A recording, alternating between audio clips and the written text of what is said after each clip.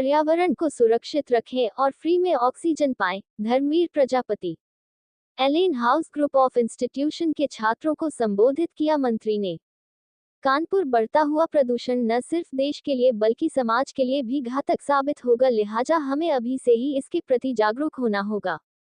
अगर फ्री में ऑक्सीजन चाहिए तो वृक्षों का होना अति आवश्यक है, इसलिए वृक्ष अवश्य लगाएं और उनकी देखभाल भी करें। ये बात Allen house group of institution में मुख्य अतिथि के रूप में उपस्थित प्रदेश सरकार के मंत्री धर्मवीर प्रजापति ने छात्र छात्राओं को संबोधित करते हुए कही। उन्होंने पर्यावरण पर जोर देते हुए कहा कि अगर फ्री में ऑक्सीजन चाहिए तो वृक्षारोपण बहुत जरूरी है। न सिर्फ हमें वृक्ष लगाने होंगे बल्कि उनकी देखभाल भी करनी होगी ताकि आने वाली पीढ़ी शुद्ध वातावरण में सांस ले सके। इसके पूर्व उन्होंने इंस्टीट्यूट में संपन्न हुए पुरस्कार वितरण समारोह में छात्र छात्राओं को पुरस्कार देकर सम्मानित किया। मुख्यमंत्री का स्वागत एवं धन्यवाद विद्यालय के निदेशक डॉक्टर मनोज कुमार मिश्रा, निर्देशिका डॉक्टर शिवांगी कपूर तथा दोरुबी चावला ने फूलों का गुलदस्ता देकर किया। पुरस्कार वितरण समारोह में बीटेक के प्रथम वर्ष एवं द्वितीय वर्ष के साथ साथ 11 छात्रों को पुरस्कार देकर सम्मानित किया गया।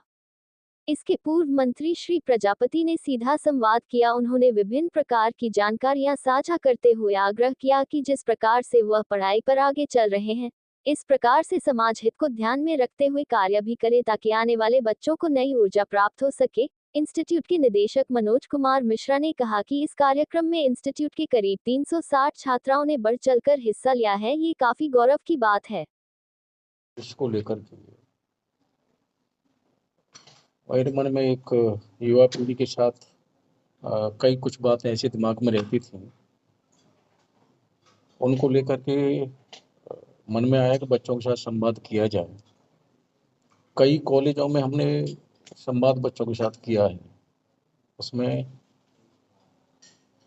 आज यहाँ एलन इंस्टीट्यूट में आज जो है एक बच्चों के साथ का संवाद का कार्यक्रम है मेरा। उसमें संवाद में मेरे में 2-3 विषय मुख्य रूप से रहते हैं। नंबर 1, बच्चे के भविष्य को लेकर माँ बाप किस परिश्रम से बच्चों को पढ़ाना, उनकी फीस की व्यवस्था करना, उनकी रहने की व्यवस्था करना, अपने खर्चों में माँ बाप को कटौती करना और बच्चे को वश बनाने के लिए हर समय चिंतित रहना।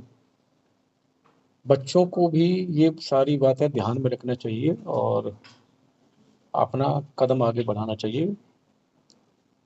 दूसरा है पर्यावरण को लेकर के। पर्यावरण हमारे जीवन के लिए बहुत महत्वपूर्ण है। कोरोना कालखंड में ऑक्सीजन की परिस्थितियों को हम सब ने देखा है, झेला भी है। आने वाली पीढ़ी हमारी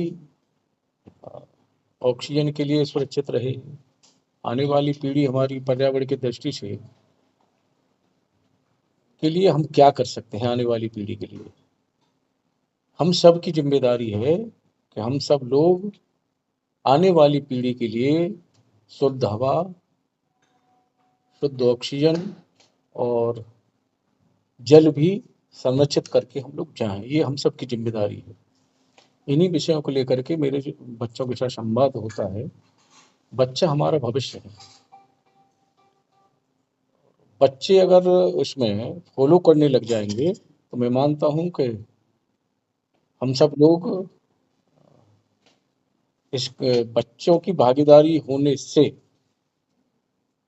मैं मानता हूं कि जो लक्ष्य हमारे मन में है उसको हम कामयाब कर पाएंगे। और क्योंकि बच्चों के अगर दिमाग में बात आती है तो पूरा परिवार उसको फॉलो करता है। पहले की परिस्थितियों में एक बुजुर्ग व्यक्ति निर्णय लेता था घर में, आज की परिस्थितियों में बच्चे निर्णय लेते हैं। तो इसलिए बच्चों के साथ संवाद करना हमने बहुत जरूरी समझा और उद्देश्य यही है बच्चों के ये संवाद आज का कार्यक्रम है। संवाद के साथ साथ कुछ योजनाएं भी उनको बताने के लिए, समझाने के लिए। निश्चित रूप से उनके भविष्य को लेकर के और क्या करना चाहिए, कुछ बातें हैं बच्चों को जो बताने की, वो बच्चों को हम लोग बताते हुए। बेसिक तौर पर सरकार के नियमानुसार कुछ योजनाएं। एक सरकार तो निश्चित रूप से पर्यावरण को लेकर के, चाहे बच्चों के भविष्य को लेकर के, टेक्नोलॉजी को लेकर के सरकार कदम आगे बढ़ा ही रही है। साथ साथ हमें बच्चों को भी ध्यान में रखने चाहिए, और विशेष करके बच्चों को माँ बाप किस स्तर से, किस भावना से बच्चों को पढ़ाते हैं, वो बच्चे अगर दिमाग में लेकर के अपना अध्ययन करेंगे तो मैं मानता हूँ कि वो कामयाब भी होंगे और अपना उनका भविष्य भी स्वयं बनेगा। ये सरकार की योजना के तहत है या व्यक्तिगत संवाद करता हूँ मैं। मंत्री ने कई बार बैठकें ली हैं, और जो प्रभारी मंत्री लगाए और जो है नोडल अधिकारी बनाए, और अधिकारियों के साथ संवाद भी चल रहा है कि पौधे जो लगे वो सुरक्षित रहें, ये सबकी जिम्मेदारी बनती है। और देखिए, मेरा मेरा मेरा मेरा आप एक और ये कहना है कि हम सबकी भी सहभागिता इसमें रहे। हम सब मिल करके, सरकार और आम जन सब मिल करके इसको आगे बढ़ाएंगे, क्योंकि पर्यावरण हम सब के जीवन के लिए बहुत महत्वपूर्ण है, तो सबकी सहभागिता इसमें होनी चाहिए। डॉक्टर मनोज कुमार मिश्रा, डायरेक्टर एन हाउस इंस्टीट्यूट ऑफ टेक्नोलॉजी।